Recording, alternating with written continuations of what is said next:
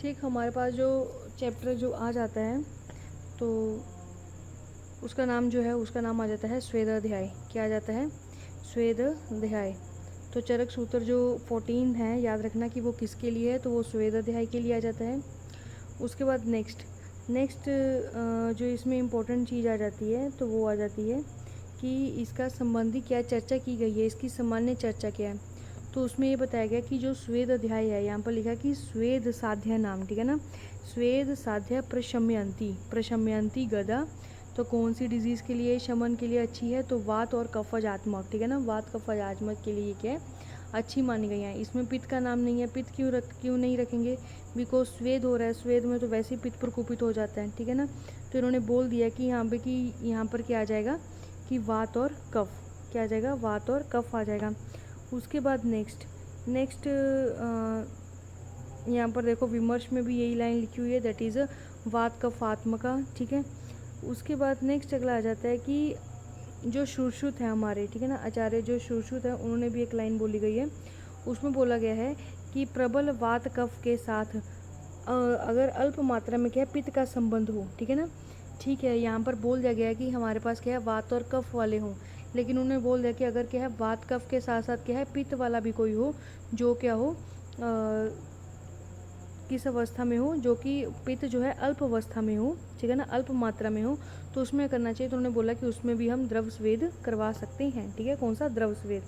Actually जो आचार्य सुश्रुत तो उन्होंने 4 बताए हैं, जिसको क्या आगे जाके हम एक्सप्लेनेशन से पढ़ेंगे, ठीक है। उसके बाद नेक्स्ट जो आ जाता है उसमें बोला गया है कि इसका जो यूज़ है, मतलब कि एक उपमा दी गई है। क्या है? उपमा दी गई है कि उपमा में किसको किसके साथ कंपैरिजन जैसे कर देते, तो उन्होंने बोला कि शुष्कानी ही काष्ठानी स्नेह स्वेद उपपादेने, ठीक है ना, नमयंती यथा न्यायनम ही कि पूर्ण जीवितो नरनु, ठीक है। तो उसमें क्या बोला गया है? नरनु। तो इसमें ये बोला गया है कि जैसे कि जो सूक्ष्म काष्ठ है, मतलब कि सूक्षानी है ना, ही काष्ठानी, जैसे कि जो सूखा काष्ठ होता है, ठीक है ना, सूखा काष्ठ क्या है, विधि पूर्वक अगर हम उसका क्या है, स्नेहन करते हैं, सूखे काष्ठ को क्या है, अगर हम विधि पूर्वक स्नेहन करते हैं या स्वेदन करते हैं, तो वो क्या है, इच्छा अनुसार जिधर भी घुमाना हो, ठीक है ना, क्योंकि वो क्या होता है, नम्यंती, ठीक है ना, तो जिधर भी घुमाना हो, क्योंकि वो नरम हो जाता है, तो उधर उसको घुमाया जा सकता है, ठीक है ना। तो इस तरह क्या है, जो पुरुष वगैरह भी है उसका भी स्नेहन स्वेदन कराने के बाद क्या है, इच्छा अनुसार क्या आ जाएगा, इच्छा अनुसार क्या है, इधर उधर क्या है, घुमाया जा सकता है, ठीक है ना। मतलब इच्छा अनुसार क्या है, उसको घुमाना इन द सेंस जो उसके दोष है, ठीक है ना। यहाँ पर जो घुमाना वर्ड है, वो घुमाना मीन्स नॉट कि इधर उधर कर देना है। घुमाने का मतलब है कि जो दोष है अंदर के, उसको क्या करना है, निकालना है, ठीक है ना। मतलब जो चिपके हुए मल है उसको क्या है, आसानी से क्या, उसको निकालने का एक तरह से यहाँ पर लिया गया है। नेक्स्ट अगला आ जाता है कि सफल स्वेदन के क्या क्या आधार है, ठीक है ना। अगर हम क्या है, सफल सफ़ेद करना चाहते हैं, ठीक है ना, अगर हम सफल तरीके से क्या है, स्वेदन क्रिया करना चाहते हैं, तो उसके लिए क्या करना चाहिए। तो उन्होंने बोला है कि रोग ऋतु व्याधि उपेक्षते, ठीक है। तो हमें किसकी उपेक्षा करनी चाहिए, तो हमें रोग के बल की एक्चुअली, ठीक है ना, रोग के बल की, कि रोग कितनी अमाउंट में बल है उसका, एक ऋतु की और एक व्याधि की अपेक्षा, ठीक है ना, रोगी के बल की अपेक्षा, ठीक है। ये बोला, एक तो रोग की आ गई, जिसको रोग हुआ है रोगी उसकी अपेक्षा, और एक क्या आ गया, ऋतु की, ठीक है। तो इन चीज़ों का ध्यान रखिए क्या है कि हम अपनी जो स्वेदन क्रिया है उसको कर सकते हैं। उसमें ये बोला कि उसको विचार कर ना अधिक गर्म हो ना अधिक स्वेद हो, दोषों के अनुमान उचित रूप से क्या है, कल्पना बनकर बिना किसी प्रदेश में जिस प्रकार जिस स्नेह द्वारा करना उचित होता उस मात्रा को स्वेद का लाभ करना चाहिए, ठीक है ना। जो इम्पोर्टेंट आ जाता है वो नीचे वाला पॉइंट आ जाता है। उन्होंने बोला कि जो स्वेद है उसको क्या किया, उन्होंने 3 पार्ट्स में डिवाइड कर दिया। कितने पार्ट में? 3 पार्ट में। तो 3 पार्ट कौन कौन से आते हैं, एक तो महान, एक महान मीन्स उत्तम मात्रा आ गई, मध्य और दुर्बल, ठीक है ना। तो इन्होंने क्या बोला कि इन तीनों में डिवाइड किया। अब आया था कि महान किसको देना चाहिए, मध्य किसको देना चाहिए और दुर्बल किसको देना चाहिए।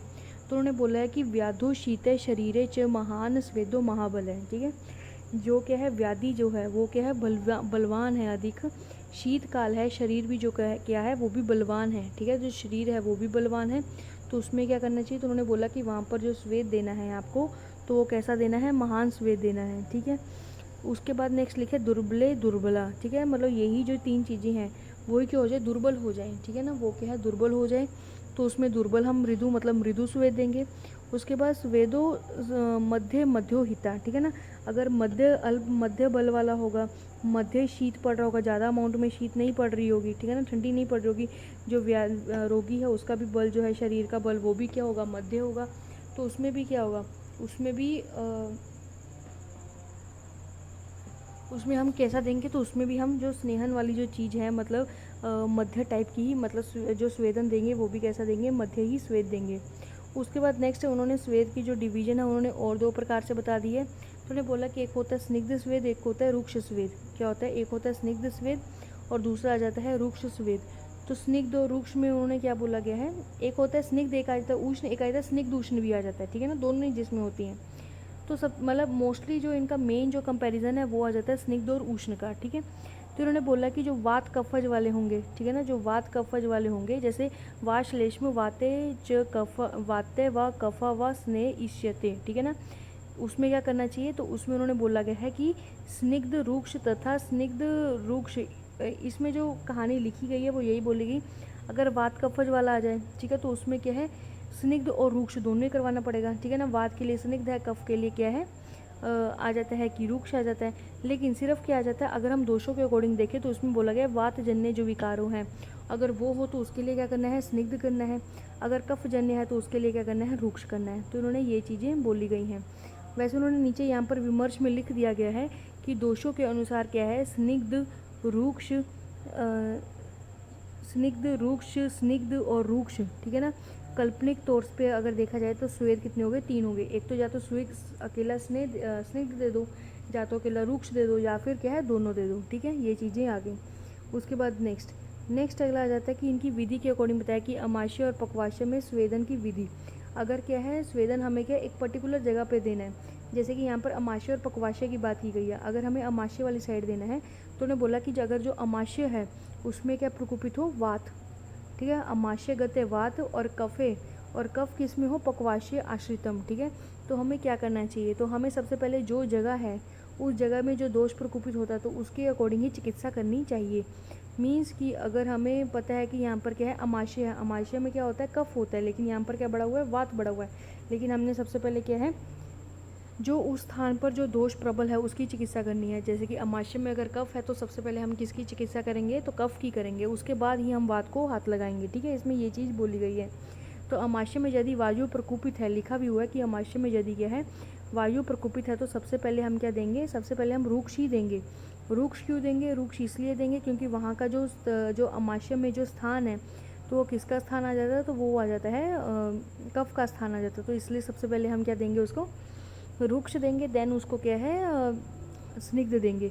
उसी तरह अगर पक्वाशय में कफ है, ठीक है ना, कफ का तो उन्होंने क्या है, स्थान की सबसे पहले चिकित्सा बोली है। तो उन्होंने बोला है कि अमाशय में वात प्रकोपित होता है, तो इसलिए सबसे पहले स्नेह देना है, स्नेह स्वेदन देना है, और उसके बाद क्या है, रुक्ष स्वेद देना है। तो ये इंपॉर्टेंट पॉइंट है, पूछ लिया जाता है, अलग है ना इसलिए, ठीक। उसके बाद नेक्स्ट अगला आ जाता है हमारे पास कि आपको जो स्वेद देना है उसमें क्या क्या है, किसको मृदु, मध्य, और ये ना थोड़ा अंगों को लेकर बोल दिया गया। तो यहाँ पर लिखा हुआ है कि वृक्षणो हृदय दृष्टि, ठीक है ना, स्वेदे मृदु न एव, ठीक है, और मध्यम वंशनो, ठीक है, शेष अंग अवयव क्या है, मध्य, शेष अंग क्या आ जाएगा, मध्य आ जाएगा। तो इसमें ये चीज़ बोली गई है कि अगर क्या है, हृदय और दृष्टि, ठीक है ना, वृषण मीन्स क्या आता है, अंड कोशों में, ठीक है, हृदय में, और क्या जाता है, दृष्टि, अगर ये तीनों चीज़ों के लेते तो यहाँ पर क्या है, स्वेदन नहीं करना चाहिए, ठीक है। अगर करने की ज़रूरत पड़ जाए तो कौन सा करना है, मृदु, उन्होंने बोल दिया, ठीक है, कौन सा करना चाहिए, मृदु स्वेद करना चाहिए।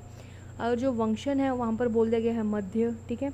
और जो बाकी शेष बचे हैं वैसे जहाँ पर जिसकी जैसे जो आवश्यकता है, ठीक है ना, शेषम अंग अवयव जो है उसका क्या है, जैसे जिसकी जो ज़रूरत पड़ती है कि कितना स्वेद करना है, कितना नहीं करना, वो आप आवश्यकता के अनुसार कर सकते हैं, ठीक है। लेकिन याद रखनी है तीन चीज़ें, तीन कौन कौन से आती हैं, दैट इज़ वृक्षण, ठीक है ना, वृक्षणों, हृदय और दृष्टि।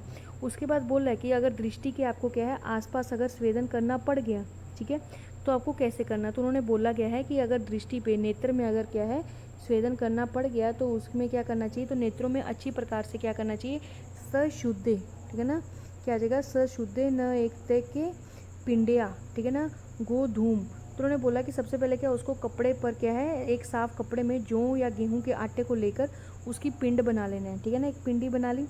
उसके बाद यह करना है कि या तो उस चीज़ को लगा दो आँखों पे, ठीक है, या फिर क्या करना है कि कमल का, ठीक है, यहाँ पर जो सेकंड लाइन लिखी कि क्या लिखा हुआ है, पद्म उत्पल, ठीक है ना, पलाश। तो उन्होंने बोला कि ये चीज़ें बताई गई हैं कि या तो आप कमल ले लो या फिर नील कमल ले लो, उसको क्या करना, वहाँ से उसको ढक देना चाहिए। या तो आपको गेहूं की या फिर जौ के आटे की क्या करने पड़ेंगे, पिंड बना के उस पर रखने पड़ेंगे, या फिर क्या है कमल का या नील कमल के क्या है उसको पत्थर से क्या है उसको ढक देना चाहिए।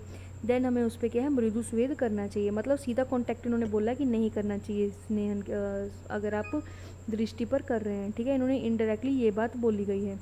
उसके बाद नेक्स्ट अगला आ जाता है, इन्होंने बोला है कि चलो ठीक है नेत्रों का हो गया, अभी आ जाता है हृदय का। तो अगर हृदय के आसपास क्या आपको या उस थोड़ी सी जगह पर क्या है अगर जरूरत पड़ गई कि आपको करना ही करना है, तो उन्होंने लिखा हुआ है कि मुक्त वलय भी, ठीक है ना, शीता अभी शीतल भजे न अप्रभि, ठीक है। तो इसमें ये चीज़ बोली गई है कि हृदय का जो संवेदन करते हुए शीतल क्या लेना चाहिए, मोतियों की माला उसको पहन लेनी चाहिए, क्योंकि उसको क्या है वो शीतलता प्रदान करेगी। उसके बाद नेक्स्ट इसमें बोल देते हैं कि शीतल कांसा, ठीक है ना, कांसा आदि पत्रों से जल के गीले कमलों और अथवा गीले किए हाथ बार बार क्या हृदय से स्पर्श करवाने चाहिए। मीन्स उसको भी क्या है बार बार शीतल चीज़ों से क्या है स्पर्श करवाते रहना चाहिए। उसके बाद हमें कैसे पता लगेगा कि यहाँ पे कि हमारा जो स्नेह है वो ठीक ढंग से हुआ है कि नहीं हुआ है, तो उन्होंने एक यहाँ पर बात बोल दी है। तो वो बात कौन सी बोली है, तो उसमें बोला गया है कि शीत शूले, ठीक है ना, क्या आ जाएगा, शीत शूले व्यू उप में, ठीक है, क्या आ जाएगा, ऊपर में स्तंभन गौरवम निग्रह है। तो इन्होंने बोल दिया कि जो शीत और जो शूल है उसमें क्या मिलेगी, शांति मिलेगी, ठीक है। स्तंभम और जो गौरवम है, स्तंभव और गौरवम का मतलब वही हो गया कि एक जकराहट होनी जाए, एक हैवीनेस होना बॉडी में, तो उसका क्या हो जाना, ख़त्म हो जाना। उसके बाद सन जाते, ठीक है ना, क्या आ जाएगा, सन जाते मार्धवे, ठीक है। तो और स्वेदने मतलब यही है कि उसमें मृदुता आ जाएगी बॉडी में, ठीक है। और साथ में क्या बोला, कोमलता एक तरह से आ जाएगी और पसीना आएगा, ठीक है, स्वेदन कर रहे तो पसीना तो आएगा। और उसके बाद उन्होंने क्या बोल दिया कि इन लक्षणों को देखकर ही क्या समझ लेना चाहिए कि स्वेद क्या उचित रूप से क्या है हो गया है, ठीक है ना, स्वेद जो है वो उचित रूप से क्या है हमारा हो गया है। नेक्स्ट अगला आ जाता है वो जो है वो आ जाता है कि स्वेदन के अति योग के क्या लक्षण है, ठीक है ना। हमें अगर जो स्वेदन है वो अगर हमने ज़्यादा अमाउंट में दे दिया तो उससे क्या क्या होगा, तो उनमें बोला गया कि पित्त प्रकोपित हो जाएगा। सबसे पहले तो हमारा क्या हो जाएगा, पित्त प्रकोपित, पित्त प्रकोपो मूर्छना च शरीर सदनम तृष्णा, ठीक है ना। तो सबसे पहले क्या होगा, पित्त का प्रकोप हो जाएगा। उसके बाद मूर्छा, ठीक है, फेंट हो जाएगा। शरीर में अवसाद, सदन लिखा ना, तो अवसाद बढ़ जाएगा। तृष्णा, प्यास अधिक लगेगी। दाह होगा, ठीक है ना। उसके बाद नेक्स्ट उन्होंने बोल दिया है कि स्वेदन अंग, ठीक है ना, जो स्वेद के जो अंग है वहाँ पर क्या हो जाएगी, दौर्बल्य, ठीक है ना। और क्या होगा, अति स्नेह के जो भी लक्षण है ये चीज़ें बताई गई हैं, मतलब अंगों में दुर्बलता आ जाएगी, दाह होगा, शरीर में अवसाद होगा, मूर्छा होगी और पित्त का प्रकोप होगा। इन्होंने ये चीज़ें बताई गई हैं। नीचे क्या है, विमर्श में अगर तुम लोग देखोगे तो उसमें क्या लिखा हुआ है, उसमें एक विमर्श में यहाँ लिखी हुई है बात, ठीक है। तो उसमें क्या बोला है, उसमें बोला गया कि जो वृद्ध वाग्भट है उन्होंने क्या बोला, उन्होंने बोला है कि जो पित्त अगर जो बढ़ जाता है, ठीक है ना, उससे क्या होगा कि पित्त और रक्त के बढ़ जाने से, क्योंकि पित्त और जो रक्त है वो क्या है समान योनि है, ठीक है ना। तो अगर ये बढ़ जाते तो उससे क्या बोला कि तृण मूर्छा स्वर अंग, ये तो हो गया। लेकिन यहाँ पर सेकंड पॉइंट देखो, वहाँ पर क्या लिखा कि संधि पीड़ा क्या होनी शुरू हो जाती है, संधि पीड़ा, ठीक है ना। ज्वर, श्याम रक्त मंडले दर्शनम, क्या आ जाएगा, श्याम रक्त, ठीक है ना, क्या आ जाएगा, श्याम रक्त मंडले दर्शनम। तो ये जो वर्ड है ये किसके लिए बताया गया, ये अति स्वेद जब हम कर लेते हो उसके आगे लक्षण में, ये किसने बताया है, ये वाग्भट ने बताया है, ठीक है, अष्टांग संग्रह में। और सुश्रुत ने भी क्या बोला, उन्होंने बोला है कि संधि में पीड़ा होनी शुरू हो जाएगी, और साथ में क्या उन्होंने बोल दिया, दैट इज अ स्फोट उत्पन्न हो जाएंगे, ठीक है ना, जब क्या है पित्त रक्त का क्या है प्रकोपित हो जाएगा।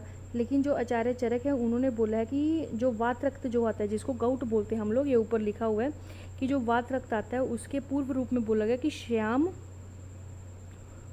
उरुण, क्या आ जाएगा, उरुण मंडल, ठीक है ना, क्या आ जाएगा, उरुण अरुणिया सॉरी, क्या आ जाएगा, श्याम अरुण मंडल की उत्पत्ति जो है वो अस्माक, ठीक है ना, अचानक से क्या है होनी शुरू हो जाती है, ठीक है।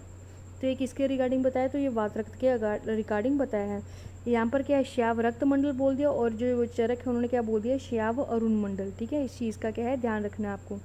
उसके बाद नेक्स्ट जो आ जाता है उसमें बोला गया है कि नेक्स्ट जो है उसमें क्या बोला गया है, उसमें आ जाता है कि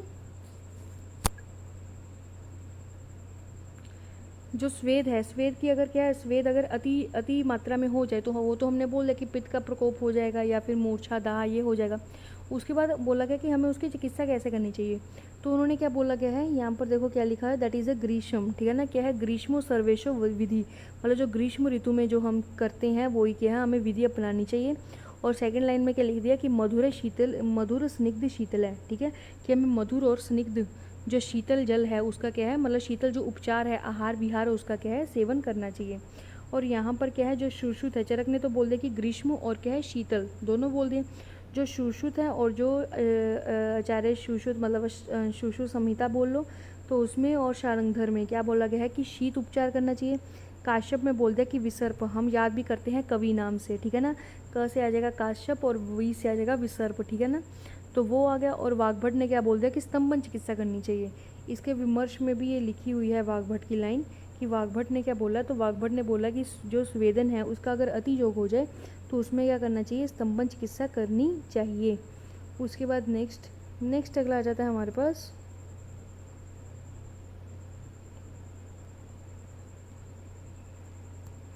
जैसे कि कोई है तो कौन से ऐसे रोगी हैं, ठीक है ना, कौन से ऐसे रोगी हैं जिनको क्या हमें क्या नहीं देना है, स्वेदन के अरोगी हैं, मतलब कि उनको अयोगी हैं, मीन्स उनको क्या हमें स्वेदन नहीं देना है, स्वेदन के अयोग रोग और रोगी। ठीक है, तो उन्होंने नाम बताए हुए हैं कि जो कषाय है, मदपान पीने वाले होते हैं, गर्भिणी है, रक्तपित्त वाले हैं। इसमें जो हाईलाइटेड है उसको देख लो एक बार कि उसमें क्या क्या है, तो उसमें आ जाता है सबसे पहले कि अतिसार वाले आ जाते हैं। ठीक है, और मधुमेही, ठीक है, मधुमेह वाले आ जाते हैं। और उन्होंने ये जो है वो जो व्रण होते हैं, व्रणों के नाम बता दिए गए हैं कि इन वाले व्रणों में विध हो गया, भ्रष्ट हो गया, भ्रशन हो गया, तो इसमें, या फिर विष वालों में। उसके बाद आ जाता है कि नष्ट संज्ञा स्थलया, ठीक है ना, जिनकी जो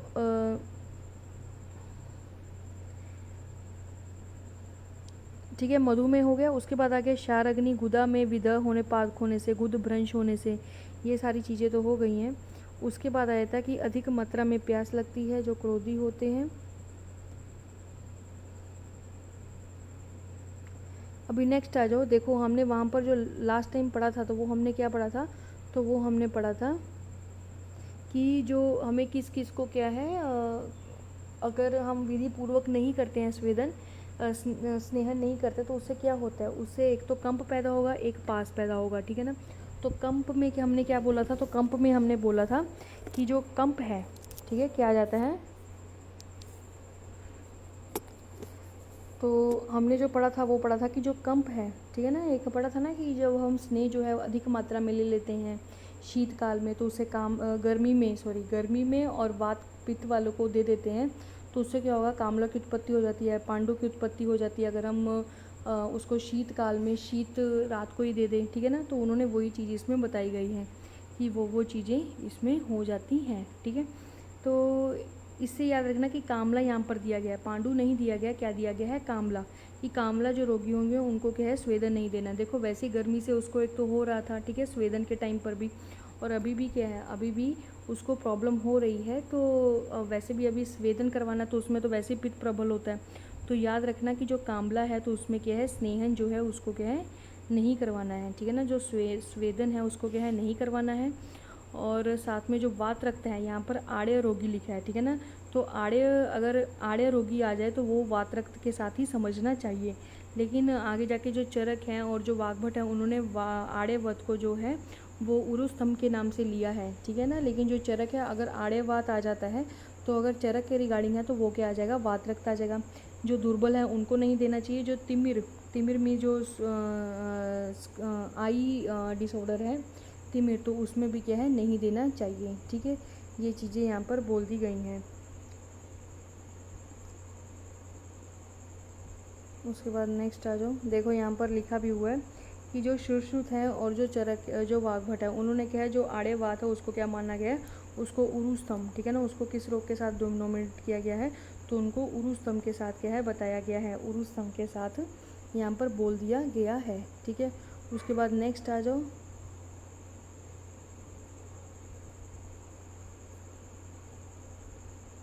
अब नेक्स्ट क्या है कि किन किन को देना चाहिए, ठीक है। तो उन्होंने बोल दिया कि एक तो प्रतिशय काश, जितने भी सारे कफज वाले ऑलमोस्ट होंगे वो सारे इसी में ही आएंगे, ठीक है ना। तो कौन से आ गया, प्रतिशय हो गया, कास हो गया, हिक्का, श्वास आ गया, ठीक है। उसके बाद जो हाईलाइटेड है उसको देख लो, तो इसमें विनामे, ठीक है ना, विनाम के, ठीक है। और दूसरे कौन से आ गए, कोष्ठ, अनाहा, विबंध, मूत्रघात, ठीक है ना, विजृंभा, ठीक है। और साथ में गिद्रसी आ गया, और साथ में आ गया मूत्रकृच्छ आ गया, ठीक है ना। मूत्रकृच्छ महत्त, यहाँ पर क्या लिखा है, मूषक, ठीक है ना, जो मूषकों में क्या हो जाए, अंग मर्द हो जाए, ठीक है ना। हालांकि मूषक तो यहाँ पर जो मूषक्यों है उसका मतलब होता है अंडकोश वृद्धि हो जाना, ठीक है ना, अंडकोश की क्या होना, वृद्धि हो जाना। और साथ में क्या लिखा है कि अंग मर्दे, क्या होना, अंग मर्दे, मतलब अंगों में क्या है, जगह जगह पर क्या है, दर्दें होनी। तो इन लोगों को क्या है करवाना चाहिए, ठीक है। उसके बाद नेक्स्ट आ जाओ। तो नेक्स्ट में क्या बोला गया है, उसमें बताया गया है कि उसके बाद अलग से एक बता दिया गया है पिंड स्वेद, क्या बता दिया गया है, पिंड स्वेद बता दिया गया है। तो पिंड स्वेद जो होता है उसमें करते क्या है कि एक पिंड बना लेते हैं, पिंड टाइप, मतलब कि जो ओशनी होंगी उसको बना लेंगे, उसके बाद उसका एक पिंड बना लेंगे, ठीक है, गोला टाइप बना के उसको कपड़े में डाल के उसके क्या है उससे जो देंगे दैट इज़ कॉल्ड अ पिंड स्वेद, उसको बोल दिया जाता है, ठीक है। तो इसमें बोला गया कि वात और कफ के लिए देखो, जो ऊपर लाइन है और जो नीचे लाइन है उसमें क्या है, दोनों में अलग अलग ड्रग्स हैं। तो जो ऊपर वाली हैं वो वात के लिए बताई गई हैं, अगर वात दोष वाला हो तो उसको किसके साथ पिंड बनाना चाहिए, कौन से द्रव्यों के साथ, और जो नीचे आ जाता है कफ वालों को किसके साथ है। एक्चुअली स्निग्ध और रूक्ष का ही रहेगा, कि जो ऊपर हैं सारे वात वाले तो उसमें स्निग्ध चीज़ें डालेंगे, तो उन्होंने बोल दिया कि तिल, माश, कुलथ, ठीक है ना, अम्ल, अमृत और तेल, ठीक है, इन चीज़ों का यूज़ होता है। लेकिन जो कफज वाले होंगे तो उसमें क्या आ जाते हैं, उसमें उन्होंने बोल दिया गया है कि गो आ जाता है, खर आ जाता है, उष्ट्र आ जाता है, वरा आ जाता है, इन सब का जो भी यूजेस हैं, ठीक है ना। तो इनके साथ जौ, बालू, यहाँ लिखा ना सिक्ता, पंशु, पाषाण, ठीक है, इन चीज़ों का क्या है एक पोटली बना करके है वात विकारों में क्या है स्वेदन करना चाहिए, ठीक है, ये चीज़ इसमें बताई गई है। अगर हम इसके विमर्श में पढ़ेंगे तो विमर्श में आ जाता है कि यहाँ पे की जो सुश्रुत हैं आचार्य, तो और जो वाग्भट है उन्होंने क्या क्या माना, तो उन्होंने क्या है जो चार जो स्नेद माने गए हैं तो उसमें कौन कौन से माने हैं, तो उसमें आ जाता है एक तो ताप स्वेद, ऊष्म स्वेद, उपनाह स्वेद, ठीक है ना, और द्रव स्वेद आ जाता है। अब यहाँ पर इन्होंने एक एक करके डेफिनेशन दी हुई है, उसको आप जनरली आप सुन लीजिए कि क्या क्या होता है। तो ताप स्वेद क्या होता है, तो ताप स्वेद में आ जाता है कि हमने करना है कि अग्नि से तपाई हुई जो वस्तु है या कोई रुई है या कोई धातु है, ठीक है ना, उसको क्या करना है, उसको तपाकर शरीर से उसको सेकना है, ठीक है ना, दैट इज़ कॉल्ड अ ताप स्वेद। जैसे कि हम ऐसा बोल लो कि जैसे कि कोई ईंट ली, ईंट को थोड़ा सा तपाया और उसको ही क्या किया, उससे ताप किया, ठीक है ना, शरीर को, ठीक है, या कपड़ा है तो कपड़े को पहले जैसे कि गर्म किया, उससे कपड़े से उसको क्या करना है, ताप करना है, ये हो गया ताप स्वेद। उसके बाद नेक्स्ट अगला आ जाता है उष्ण, तो उष्ण में उन्होंने क्या बोला, सेक देना एक तरह से, ठीक है ना, क्या देना, सेक देना, भाप देना, भाप के द्वारा सेक देना, उष्ण से याद रखना। तो उसमें उन्होंने क्या करोगे कि उसमें एक पहले क्वाथ बना लेंगे, ठीक है, क्वाथ बना के एक पात्र में रख दिया। उसके बाद क्या करेंगे, कोई भी जैसे कि ईंट ले लेंगे, ठीक है ना, ईंट ले लिया तो ईंट को सबसे पहले उसको अच्छे से तपा लिया, या धातु भी ले सकते हैं, ठीक है ना, अकॉर्डिंग टू उनके यूजेस क्या क्या है। तो उसके बाद उन्होंने क्या किया, धातु वगैरह ले ली, तो धातु को उसको उसको क्या किया, उसमें डाल दिया, ठीक है ना, क्या किया उसने, उसमें जो क्वाथ था तपाकर उसको अच्छे से गर्म करके उसको तपाकर उसको क्या है क्वाथ में डाल दिया। जैसे क्वाथ में डालेंगे तो क्या होगा, जैसे क्वाथ में डालेंगे तो वहाँ क्या आ जाएगा, वहाँ एकदम से भाप निकलेगी, ठीक है ना, क्योंकि एकदम से गर्म चीज़ एकदम ठंडी चीज़ में जाएगी, ठीक है, तो भाप निकलेगी, जो उससे जो स्वेद लिया जाता है उसको बोल देते हैं उष्ण स्वेद, ठीक है। उसके बाद नेक्स्ट अगला आता है उपना। तो उपना तो आप लोग सब लोग घर में भी देखा होगा कि जो बांध लेते हैं, ठीक है, रोटी को बांध लेते हैं उसके हलवा जैसे कि लगाकर, ठीक है, तो वो चीज़ इन्होंने बोली गई है, उसको उपना भी बोलते हैं, पुलटिस भी बोलते हैं, ठीक है ना, उसमें करते उसको बांध लेते हैं, ठीक है, और दोषानुसार क्या है उसका फिर देखते हैं कि और बोला जाता है कि जो उपनाश वेद होता है उसका अगर कि सुबह बांधा हुआ है तो शाम को खोल देना चाहिए, अगर शाम का बांधा हुआ है तो सुबह खोल देना चाहिए। इससे क्या होगा कि इससे जो दाह होती है वो काफ़ी जो है शांत होती है, व्रण या फिर शोथ हो तो उसमें काफ़ी अच्छे इसके रिजल्ट मिलते हैं। नेक्स्ट अगला आता है द्रव स्वेद। तो द्रव स्वेद में कौन कौन से आ जाते हैं? तो द्रव स्वेद में आते हैं कि जल आदि द्रव्य पदार्थों को क्या है, उसको बिठा देना है। जैसे कि हम अवगाहन स्वेद करते हैं कि जल जो होता है उसको क्या करना है, द्रव पदार्थों में गर्म करके या गर्म क्वाथ में क्या है, रोगी को बिठा देना है। एक टब लेना है, टब में एम्ब्लाइकस तक, ठीक है ना, एम्ब्लाइकस तक क्या करना है, वो भर देना है क्वाथ, उसके बाद उसको बिठा देना है, ठीक है ना। और वो बिठाने के बाद क्या है, उसको गर्म जल से क्या है साथ साथ सेक भी करना है और अवगाहन, ठीक है। चरक ने जो है इनको दो पार्ट्स में डिवाइड कर दिया, एक सेक बोल दिया और एक बोल दिया है अवगाहन बोल दिया है। यहाँ पर इन्होंने द्रव्य में ही क्या है वो सब कुछ इंक्लूड कर लिया है, ठीक है। ये जो चीज़ है हम आगे भी इसको अच्छे से पढ़ेंगे। उसके बाद नेक्स्ट अगला आ जाता है नाड़ी स्वेद। तो नाड़ी स्वेद के बारे में क्या बताया गया है? तो जो नाड़ी स्वेद है उसमें बताया गया है कि इसमें भी द्रव्य लिए गए हैं मोस्टली। तो याद रखने हैं आपको, द्रव्य याद रखने हैं इसमें कि अगर ग्राम्य अनुपोदक आ गया तो इसे समझ लोगे कि ये क्या है, वातज का आ गया, ठीक है। अगर वरुण अमृत, तो वरुण से याद रखना कि वो किसका आ जाता है, तो कफ का आ जाता है, ठीक है। सभी तो याद होने नहीं वाले हैं तो इसलिए क्या है ध्यान रखना है सिर्फ इतना। उसके बाद नेक्स्ट अगला आता है कि भूतिक, ठीक है ना, भूतिक पंच मूल अभ्या, ठीक है। क्या आ जाएगा, पंच मूल जो है वो अभ्या, दोनों क्या है पंच मूल यूज़ किए गए हैं। सुरसा आ गया, ठीक है, दग्धि मस्तु आ गया। तो इसका अगर हम प्रयोग करते हैं तो वात और कफज दोनों के लिए आएगा, बस इतना ही ध्यान रखना है। जैसे कि यहाँ पर नीचे विमर्श में भी लिखा हुआ है कि अगर हम क्रम से देखते हैं तो क्या आ जाता है, अगर हम क्रम से देखते हैं तो जो वात जो आ जाता है कि ग्राम्य अनूप वाला है वो वात व्याधि के लिए आ जाता है, जो वरुण अमृत है वो कफ विकारों के लिए, और जो भूतिक वाले जो हैं वो किसके लिए आ जाते हैं, तो वो वात कफज विकारों के लिए बताए गए हैं, ठीक है। उसके बाद नेक्स्ट अगला आ जाता है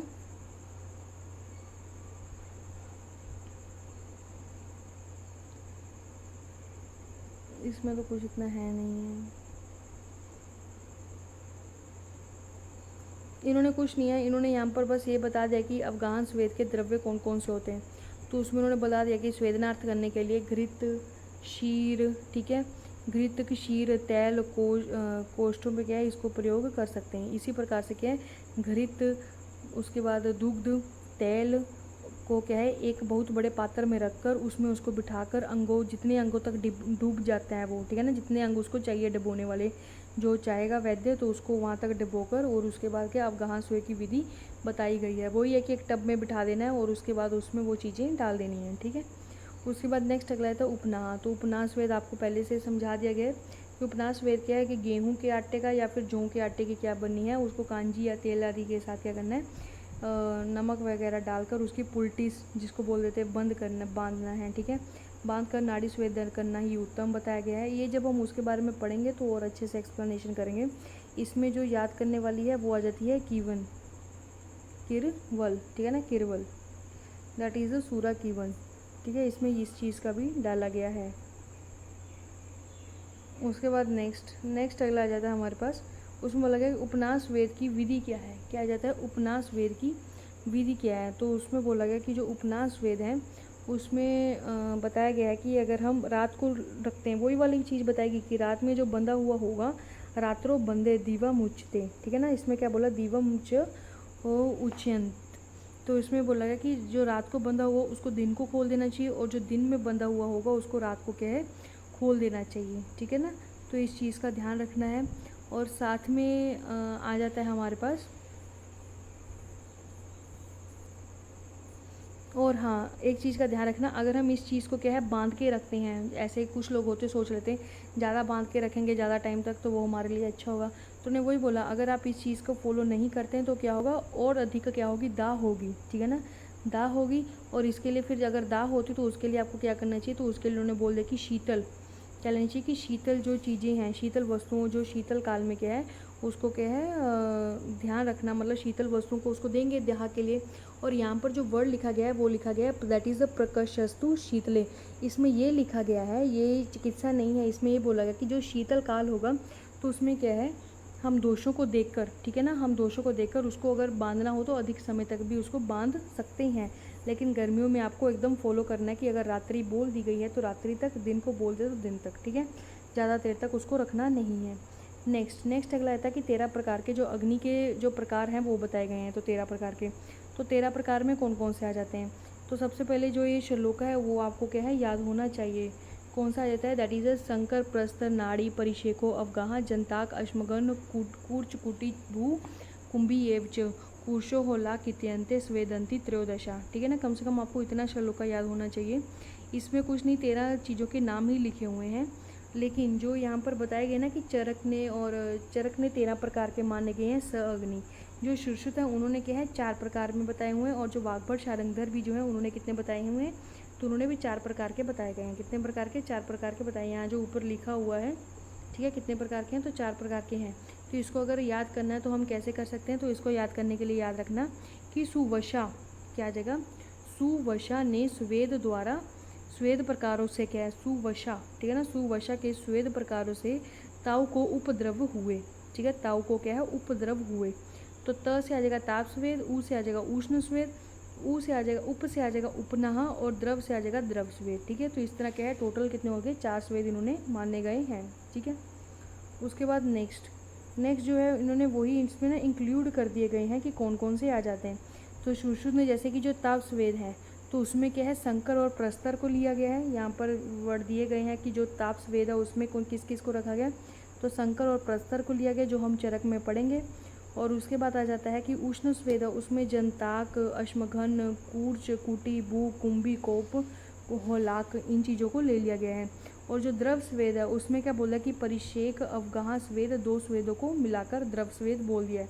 और उपस्ना स्वेद जो है उसको उपनाही बोला गया है। इसको किसी के अंडर या इसके अंडर किसी को नहीं रखा गया है। ठीक है ना, सुश्रुत ने क्या उपना को क्या है स अग्नि में माना गया है, लेकिन जो आचार्य चरक है उन्होंने उपनाश वेद को क्या है अभी नहीं माना है। ठीक है, स अग्नि में नहीं माना, इस चीज़ का ध्यान